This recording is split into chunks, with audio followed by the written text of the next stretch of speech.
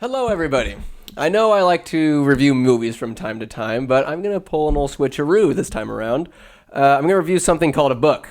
And, God, they are incredible, because apparently you just read through the book, and when you do that, a story comes out of it and transfers into your imagination, and let me tell you, what an incredible experience it is, and it proves you can stare at something for hours on end that is not your phone, TV, or laptop screen.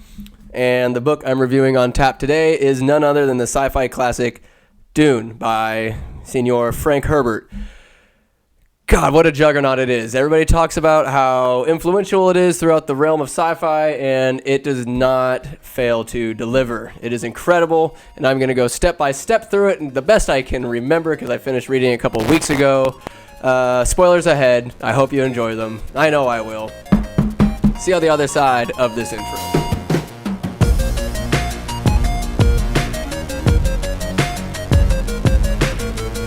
If you've made it this far, I appreciate you. You weren't scared away by the prospect of me reviewing a book.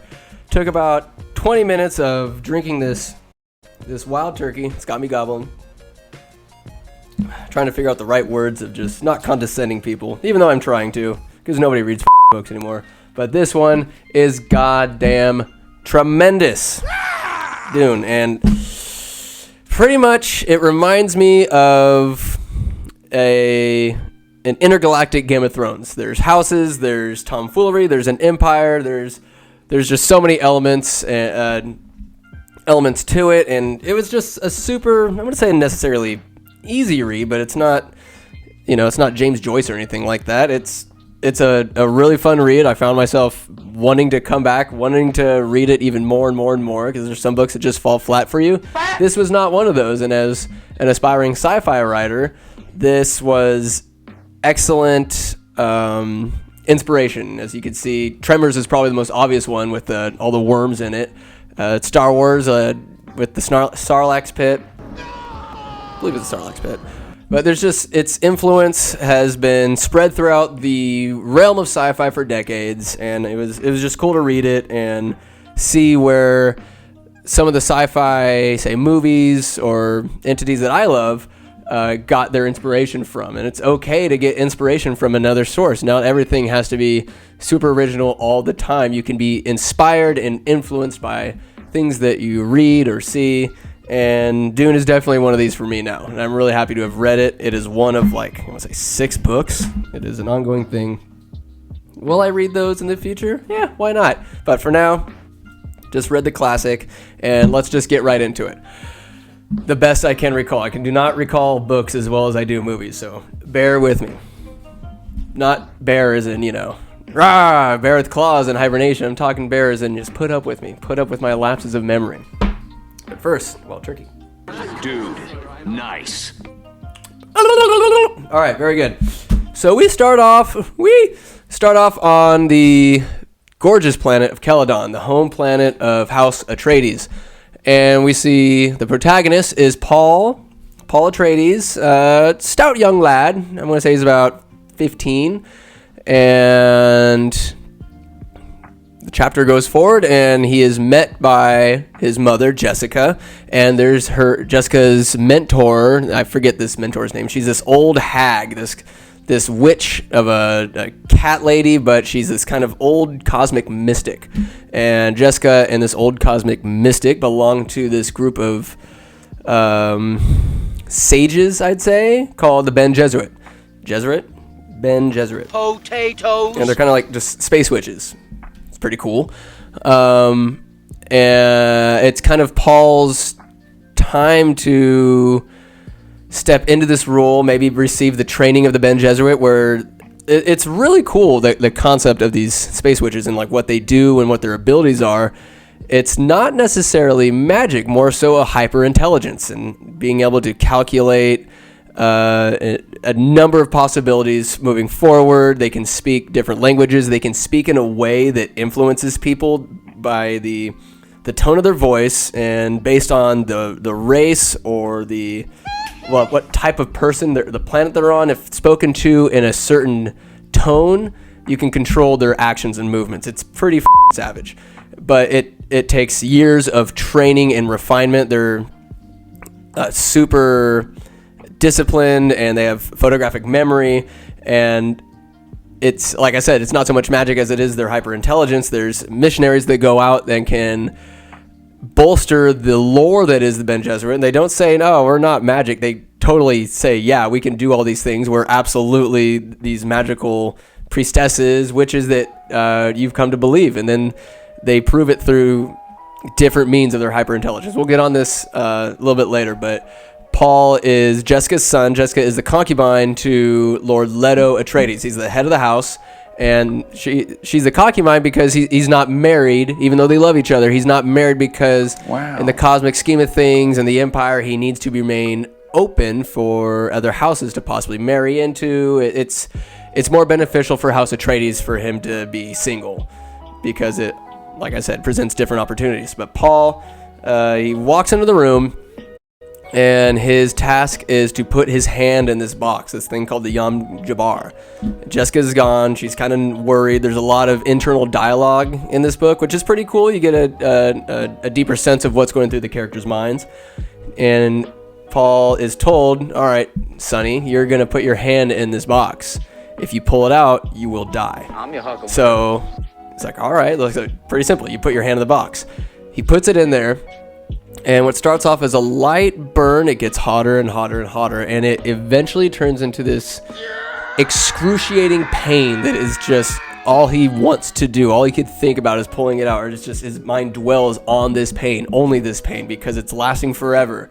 Eventually, he's able to take his hand out of the box, and it's kind of, I forget what the overall purpose of it is, but I want to say it's the old sage's way of kind of measuring where Paul's at in his Bene Gesserit training. He's not supposed to have any of it, but Jessica, she knows her shit. She's going to train him so he's not so vulnerable. Paul's also trained by his masters at arms. His father's, I wouldn't say henchmen, but his the loyal subjects have trained him to fight with saber, with rapier, whatever. The French sword is pretty cool looking. Paul's no slouch, and he's able to. We find out he's a very intelligent kid. He's way more intelligent than an average kind of slapdick 15-year-old. He's very well spoken and mature. The way he speaks to adults, he showcases that maturity with what he says, and says things that are rather bold for a 15-year-old to proper company. So anyways, moving along, we find out that the House Atreides is going to move from Caledon. It is this just lush, beautiful, kind of Naboo type planet, and they're going to be moving to Arrakis. Why Arrakis? It is, I forget if it's ordered by the Emperor, because Duke Leto is cousins to the main emperor, and I think he's being told to go to Arrakis because the other house, the evil fucking Harkonnens, these rich assholes, think of them as Lannisters, they're pieces of shit. They've been running Arrakis for a while, but it's time. It's like a change of fiefdom. The Harkonnens and Atreides do not like one another. Nay, they do not. Has it come to bloodshed? I cannot recall if there has been, but there's for sure bad blood. And Merry Christmas, you filthy animal. Leto is instructed to go to Arrakis and Happy New bolster the spice production there, and really take a hold, like a foothold of this planet, because it's the Empire and the other, I want to say, equally powerful entity in the universe. It's called the Comb Company. The Comb Company they're pretty much this super rich and super powerful marketing entity that controls all economics throughout the galaxy. And if you piss them off, they're going to embargo your ass, and you're on your planet, and you're going to shrivel and die, because no marketing, no commerce is going to come there. So they're super powerful, and as long as the Empire is in good standing with them, as long as the Atreides is cool with them, and the Harkonnens as well, they're kind of like this neutral, evil Sweden that you need to play along with. And so that's kind of showcased when the Atreides, they all load up on this Comb Company, this freighter, this giant ship, and right next to them is a Harkonnen vessel. They're pretty much bunked together, and they're not going to do anything, because if you start causing a ruckus on one of these ships, the Comb Company's going to come down on your ass, and you're going to get no love. You're not going to get any monetary lovin's today. So it's pretty, pretty interesting concept to have this giant intergalactic marketing company. So I might be butchering the story, but I'm giving you the basis of it. So the Atreides need to go to Arrakis to procure spice for the Empire. Spice is the most valuable resource in the universe. Why? Because it cannot be replicated like every other resource. And spice is abundant on Arrakis, aka Dune. This planet holds the key to the commerce throughout the entire galaxy. And if you hold Dune, if you can control it and harvest the spice, then you pretty much can control and roll with the comb company and all the commerce, and you will have just uber prosperity. So there's high stakes. Like all eyes of the universe are looking at Dune or Arrakis, and House Atreides gets in there, and it's way different. It is just the planet is desert and barren. It is a Tatooine. It is just desolate and just a shitty place to be. The antithesis, the opposite end of the spectrum from Caladan. And Jessica, she has her kind of internal, ooh, I don't know if I like it here. Want to go back? Excuse me. And like they're addicted to comfort from coming from Caladan, but Lord Atreides, Lord Duke Leto, oh goodness gracious, he tries to make the most of it. They have their palace set up, and we learn that the natives of Dune are called Fremen. You might call them Freemen. I call them Fremen, and they are this super skinny, and their skin is just bone dry, and they have blue within blue eyes, it is told. And that's because of that is from the spice in their diet. All they have is spice there. The water is, talk about the most valuable resource in the universe, the spice. To them, water is so scarce, and it is valued on a biblical scale. To cry when somebody dies in their culture, like the Fremen culture is so fucking cool of how they describe it. To cry for someone is, I wouldn't say it's a sin, but it's frowned upon. It's like you give water for this person, like you can't do that. You need to save and preserve all water possible. And when someone dies, their body is processed and handled to extract the moisture from their bodies, and like they go so far as to have little contraptions and ways of extracting the dew from the grass, from the leaves, from what little foliage there is on this planet. Water is so scarce, and it is just their way of being. They've never known rain. They've never known anything close to resembling Caladan. All they've known is the scarcity, and how hard it is on this planet makes them the resilient, badass fighters that we're going to come to find that they are later on in the book. And I'm just putting this out there that the Emperor is a bad motherfucker, and nobody really messes with the Empire because he has the Sardaukar. The Sardaukar are from, forget the planet name, it's like a prison planet, but they are military fanatics that just all they do is fight, all they do is win. They've never known defeat. They are just these savage, God, think of them as Urukai. They just go balls to the wall and just snatch up every victory that's ever been out there for them in combat. So anyways, the Atreides are on the planet. There's dialogue. You meet some Fremen. You're trying to make peace with them. Because if you make good with the Fremen, then that is probably the gateway to their spice, if you're in good graces with them.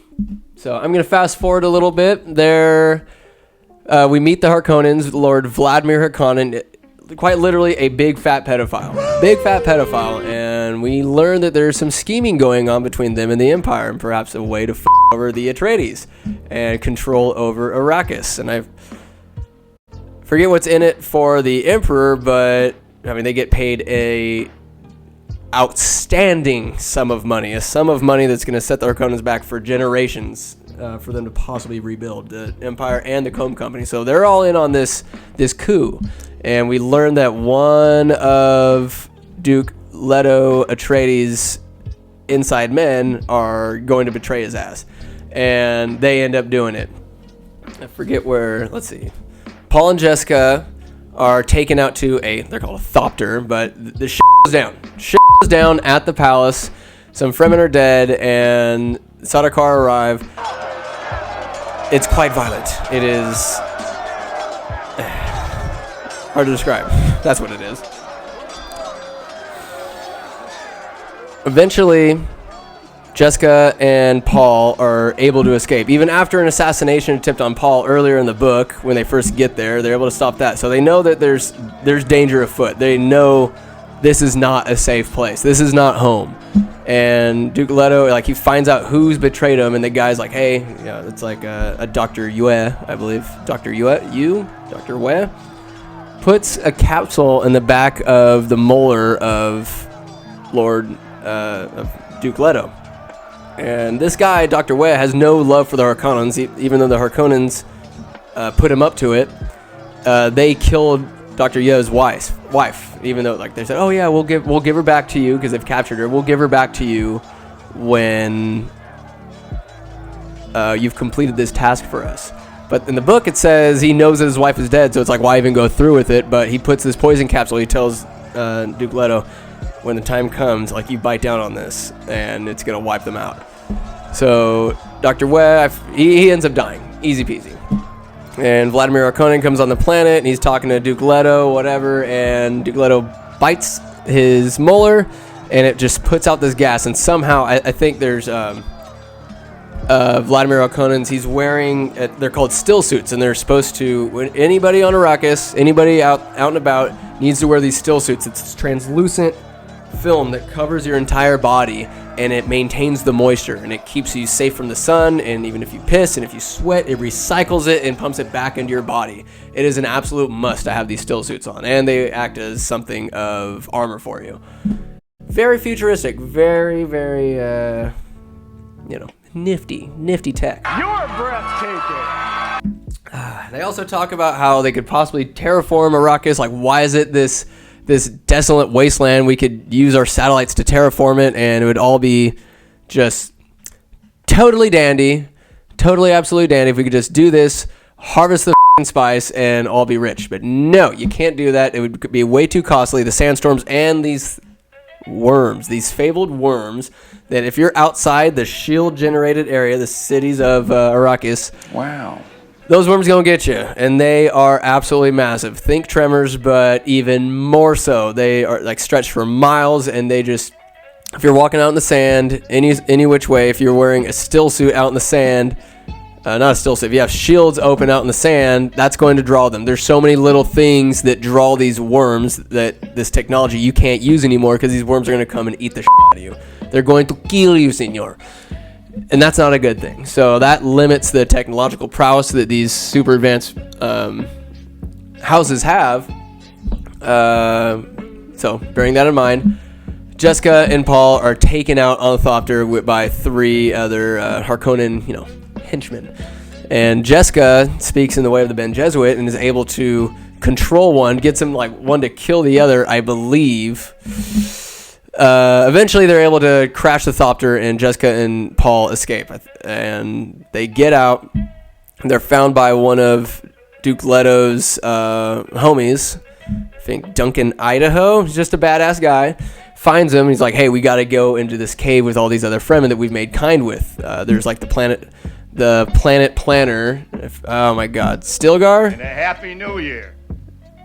I think it's Stilgar's brother. I forget Stilgar's brother's name, but he's there, and he's like, yo, like, we're gonna save you, because before this, Duke Leto saves a bunch of guys from a spice harvester. It's this giant mechanical beast that comes and like harvests the spice, and he shows bravery by saving the guys there, because a worm is about to come, and they gotta save all these guys off this device. And Stilgar's brother, this Fremen, sees this, and what he's like, oh, these cream puff moisture, water saturated bodies, these pieces of shit that don't know hardship, have shown this bravery. So there's some respect gained, because these hardened nomadic people, the Fremen, like, they value bravery and your ability to fight, and like, they're pretty much under the emphasis, like, if you're the strongest fighter, you got to call out whoever's in the leader is, for the good of the tribe, challenge them, kill them, take their kids or whatever. But it's seen not as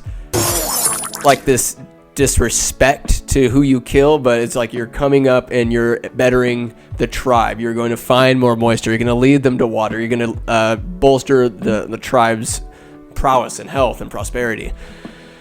So Leto does this, and because he does that, that harbors good faith with the Fremen and makes them, all right, these Atreides are better than the Harkonnens that were holding this planet before. All right, so maybe we should help them out. They can help us out. So they help Jessica and Paul, and then soon enough, the Sardaukar come and start killing the shit out of everybody in that cave.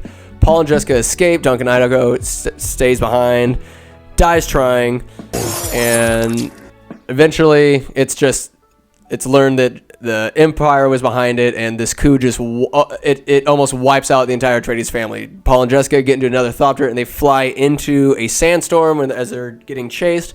Pretty dramatic, and they are able to escape. All the Atreides are thought to be dead. Vladimir Harkonnen takes up residence where the Atreides were in the palace. Oh, what a show. By golly gee willikers. How are the Atreides going to rebound from this? Well, it's not easy. Jessica and Paul are out in the desert where it's like, you're gonna die. You're absolutely gonna die. No matter what. It's a given. You're done. If you're out there by yourself without still suits, you're done. I believe they have still suits. Stilgar's brother comes out. You see him it's like the day after the battle. He's crawling out of the sand, and then eventually he gets swallowed up by a worm because he's sitting there. He's like kind of hallucinating, thinking of his father. And then he's not killed by a worm. There's just, the desert has so many different tricks and so many different ways it can kill you. It's crazy. There's different types of sand. There's ways you're supposed to walk on the sand so you don't attract worms. And there was just this giant air pocket underneath him. He knew it was going to happen. He's just too weak, and then it just swallows him whole. And then there's just this giant explosion. The desert is alive. It's f***ing crazy. And eventually, Jessica and Paul are ambushed by this group of Fremen. This is like they've been surviving for a couple days, and this group of Fremen come upon them, and they're about to get killed. And Jessica's able to kind of talk a little bit, and Paul is hiding, and Jessica is, what does she do? I think she beats, this is Stilgar. Stilgar leads this kind of group of Fremen, this raiding party. She beats him in one-on-one combat. Doesn't kill him, but shows him this wilding way, this way of fighting, because Ben Jesuit can fight their asses off. They just know how to speak. They're super intelligent, super lethal, and God Lord. She does that and is able to convince the Fremen to spare them. And they know where Paul's at. Paul's like hiding in this crevice, and they're like, hey, get your boy down here. Like, she's able to negotiate their survival. Paul comes down, and one other Fremen is like, yeah, f you guys. So Paul, they have to fight one-on-one. This is the way. It's the way things go down. Paul kills him, and they're like, oh my God, this boy is able to fight and kill one of our most hardened leaders. I mean, not leader, but like a valued member of the tribe who has kids, and now Paul has to inherit these kids. It's pretty wacky patacky. They meet up with the Fremen, and they're able to survive. Like, they survive the desert somehow, some way, and they take into these caves. That's where the Fremen dwell, and their long-term plan is to somehow, some way turn Arrakis into this planet that has water. Like, they're still paying their like a tax of spice to the comb company, so they're not harassed. It keeps the comb company, keeps other people coming to take all their resources.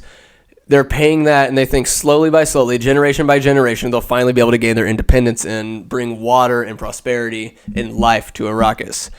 But their way of life has always been hard. Their way of life, their people, they thrive on how tough their life is, and it separates them from the Sardaukar, who kills all these other. They're able to kill at will, and they easily defeat any other army they've come against. But the Fremen, who are thought to be these nomadic, these sand people, these lowbrow, unintelligent, and technologically inferior scum, they're able to whoop that ass. And Paul and Jessica teach them their ways, and this is where Jessica is able to use that Ben Jesuit, her training, and the work of previous missionaries from Ben Jesuit. When they talk to Fremen, they're like, "Oh yeah, we can do this, we can do that," and we know the way. And there's Fremen prophecies of an outsider coming to lead them. One called Muad'Dib, and Jessica is able to, from a previous meeting at the palace, she has a photographic memory and gets a lay of the land, sees the map, and Stilgar is talking about something, and Jessica's like, "Oh yeah, because of this land and that," or whatever. She mentions something about the terrain and the world that they're on, and it blows the Fremen's fucking minds, and it just reinstills, okay, these might be people of prophecy. They're different. They're able to fight. They're super smart. Maybe we should give them a chance, even though we kill people that would just bring us down. If you can't carry or like hold your if you're not carrying your weight, you're gonna die or they'll kill you. It's all about pulling your weight and doing what's best for the tribe. So pretty much Paul, he meets up with this girl Chani. She was part of that Big freak show. Stilgar's raiding group, and they walk back to the caves and eventually begin like Paul he has to take over the guy he killed, his wife. He's not poking her or anything like that, but he's taking care of the kids, and she's very subservient, like, yes, like, I'm here to serve you. You killed him.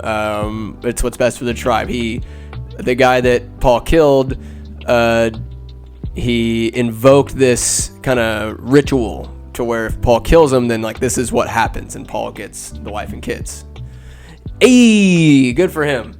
I realize I'm kind of stumbling, bumbling all over this, but it's tough. My first book review. Give me a fucking break, why don't you? Turkey's wild, brother. So anyways, fast forward, the Harkonnens, they're just, they're there, they're naughty, they're scheming. We learned a little bit more about Vladimir, like I said, big fat pedophile.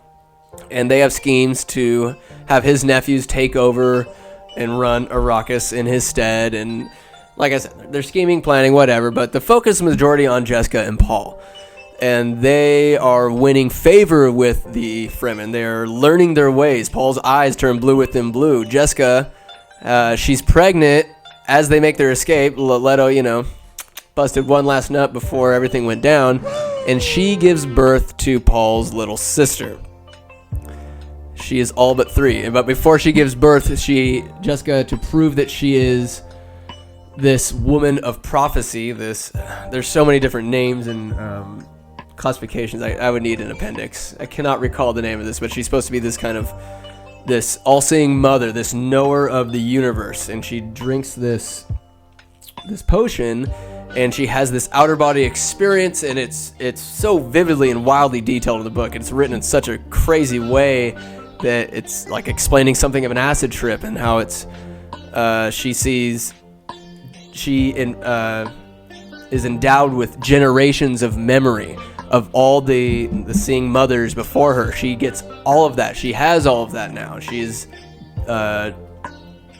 more than she ever has been.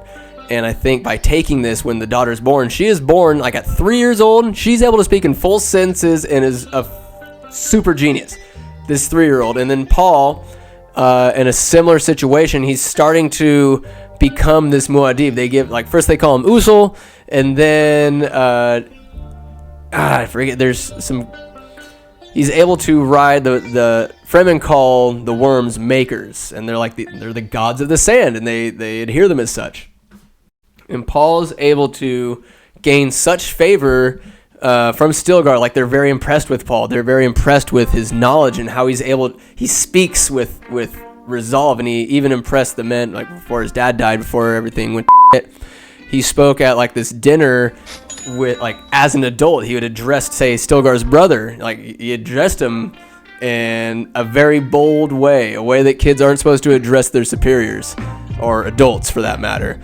And he's always carried himself as this kind of, it's not cocky, but he is this formidable presence, and he is adhered as such, and he's able to continue that, like, his personality, his way of being, and he begins developing not these powers, but the way of the Ben Jesuit starts becoming him, and he's he doesn't see the future, but his mind goes in such a way and is able to work in such a way. He's able to see hundreds, thousands, millions, like the possibilities, every conceivable possibility of the future, computation, permutation of how things happen. If it goes this way, that way, he's able to see that, and vice versa in the past, to where the future and the past are almost one swirling vision around him of possibility. And as he's starting to see, though, as his spice intake, like that clarity, he's kind of able to manifest seeing the future or predicting it or acknowledging the unseen. It starts to fade a little bit, and he's like, all right, it kind of makes him feel a little bit more human, because he realizes he's something of a freak, but he's able to use the hardness of the Fremen way, and it turns him into this awesome leader. And they give him the nickname. He's like, oh, well, what is... It's cool because for every chapter you see these readings from Prince Urla. It's like a little excerpt, and it's from the readings of Muad'Dib. Muad'Dib, like, who is this Muad'Dib? It means like desert mouse, I think. And Paul requests, like, oh, I want that nickname. Like, what does desert mouse mean? And because they start calling him that kind of as a joke, and Paul's like, oh, what does desert mouse mean in the Fremen tongue? And they say, oh, Muad'Dib. And that you learn that Paul is this prophet that you've been reading about before every single chapter, and it's really cool storytelling and just fun to put the pieces together. So moving forward, it comes to be game time. Paul and Shani have a son, I believe. Paul sends some of the Fremen people like to the south, like they're ready to go to war. They're ready to take back Arrakis from the Harkonnens, and then by this time, the Emperor has landed a ship. Like, they're in orbit, but the Emperor is in this giant tent, and the Harkonnens are there. There's 5 legions of Sardaukar. They're all there. They're all on the planet, and there's a windstorm coming, and Paul gets the help of another one of his father's trusted subjects, who he thought, okay, the Atreides are dead. I'm just trying to make do. I'm trying to accumulate this spice. Paul gets him back, recruits him. There's a little bit of drama with the guy and the mom, because he thinks the mom, Jessica, had something to do or orchestrated the demise of House Atreides. So anyways, he gets them all on the same side. Paul is able to rally all these forces, all these Fremen. They're able to ride worms, and they ride these worms, and they use a sandstorm to bust through the shields that the Emperor is hiding behind, and there's just this big ass battle. The Sardaukar are getting their asses whipped. Hold on. Merry Christmas, you filthy animals. And a Happy New Year. Good stuff, this wild turd. Anyways, a giant battle ensues towards the end, and Paul essentially reclaims the palace, and they capture a couple of Sardaukar. And he negotiates with him. He's like, you go get the Emperor. The Emperor is scared now. Like, there's just this air of arrogance and just prestige. And he's talking down to Vladimir Harkonnen. It's been this big dick kind of main player the entire time. He gets whacked. He gets killed out in the during the battle. So he's totally dead. Dead place. And Paul starts talking to the Emperor and starts scheming, and Vladimir Harkonnen's nephew, not Rabban, forget his nephew's name, but he challenges Paul to one-on-one combat. He's like, he's challenging his honor. And Paul, who's more Fremen, I want to say, than Atreides at this point, he's like, bring it on. Let's go, because Paul has... his ability to predict the future, see the past, put it all together. It's somewhat faded, and he's starting to feel more human. Like, this is a last bit of uncertainty that maybe I'll be able to experience, because he can't. This is like a moment he can't really predict or know what's going on, and it's kind of sad to see his character develop into this.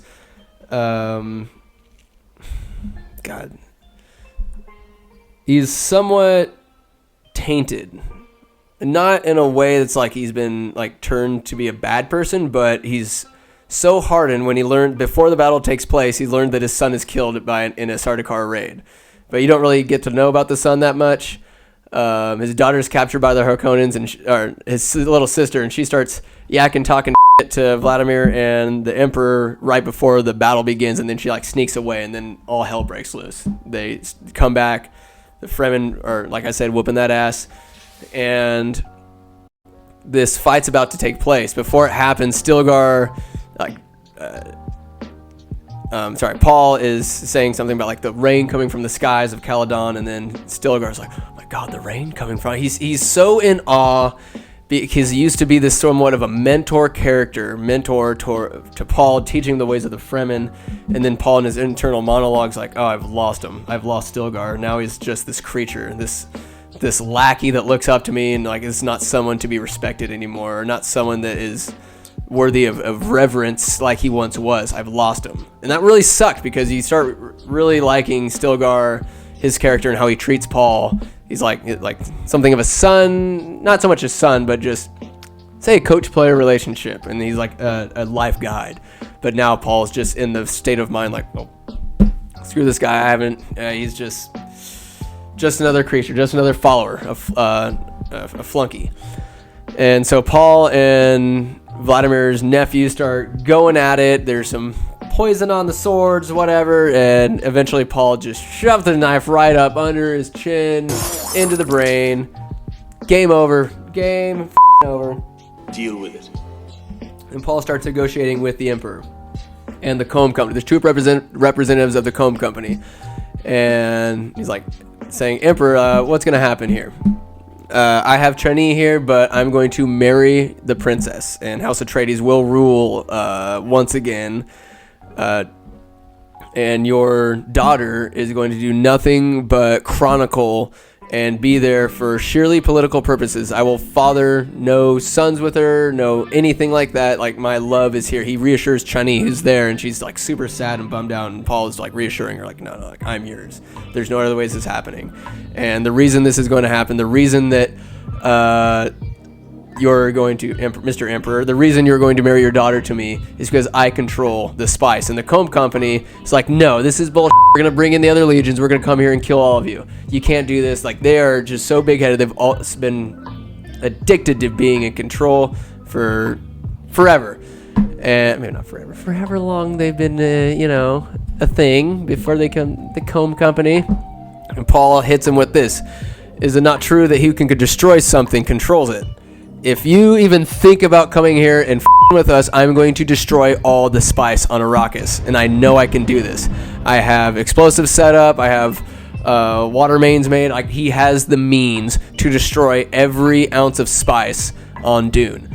And he's like, test me.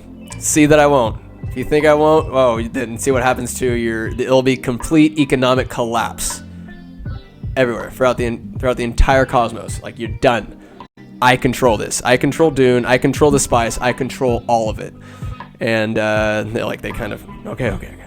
They cop to. And the end of the book is it's Paul. It's Jessica being impressed with what Paul's done, but Paul's and Jessica's relationship definitely suffers. It's not so much father or son and mother anymore. I don't know if there's respect there or respect was lost, but even when they're first lost out in the desert, he almost doesn't see her as a mother anymore. Like, he's his own person, this own entity. It's like, yes, there's the title of motherhood to her in relationship to him, but there's not so much love and reverence there as you'd expect. He's somewhat cold in that regard, and I don't know, it's his character. It's very interesting. Paul's a very interesting character. Jessica, very motherly, very forgiving, very good support for Paul. She tries to love him through it, even though he scares the shit out of her. In her inner monologue, she's terrified multiple times throughout the book of what Paul is saying, doing, is capable of, and how he handles situations with such ruthlessness. And goodness gracious, perhaps I should have reviewed this when the book was a little more fresh to me, but I gave it my best shot. It's a pretty goddamn good read, and I think I stumbled through it enough to where maybe not all of it is spoiled, but give it a shot. Give it a read. It is such a dope book. Yes, it is all spoiled. Who knows? Maybe I saved you hours of reading so you can go back to your porn and whatever else you're reading and watching, what have you. Perhaps audiobook is good too. Audiobook, it's not the same experience as sitting down and reading and having that ritual of just quietness and reading the book and dedicating solely to it. But audiobooks are such a viable and awesome way to receive a story.